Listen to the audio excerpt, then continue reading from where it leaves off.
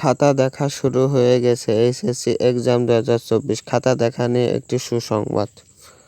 তো আপনাদের খাতা দেখা হচ্ছে, নাম্বার বাড়িয়ে দিচ্ছে না কেমন নাম্বার দিচ্ছে, সৃজনশীল অংশে কত নাম্বার করে দিচ্ছে, এই বিষয়ে আগে এই পুরো ভিডিওটি দেখবেন এবং পুরো কথাগুলো আমরা ভয়েসের কথাগুলো শুনবেন। আজকে ক্যামেরার সামনে উপস্থাপন হতে পারবো না। তো খাতা একটা সৃজনশীলে কত নাম্বার করে দিচ্ছে শিক্ষকরা, তারা সর্বনিম্ন একটা সৃজনশীলে 6 নাম্বার করে দিচ্ছে সর্বনিম্ন। যারা ভালোভাবে লিখছেন তারা 7, 8, 9, সর্বনিম্ন খারাপ ছাত্ররা 6 করে পাচ্ছে এবং তার থেকে একটু ভালো ছাত্ররা 7 এবং তার থেকে 8 এবং যারা ভালোভাবে লিখেছেন তারা 9 পাচ্ছে।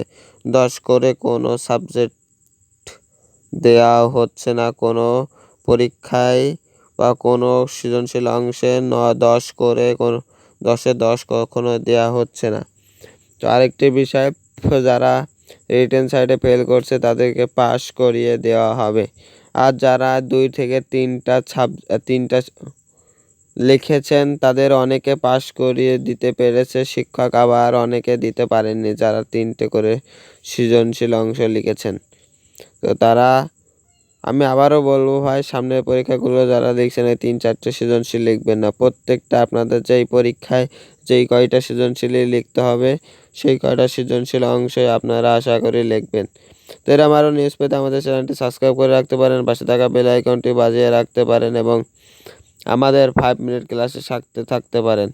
তো আশা করি আরও নিউজ পাবেন ইনশাআল্লাহ। ধন্যবাদ সবাইকে।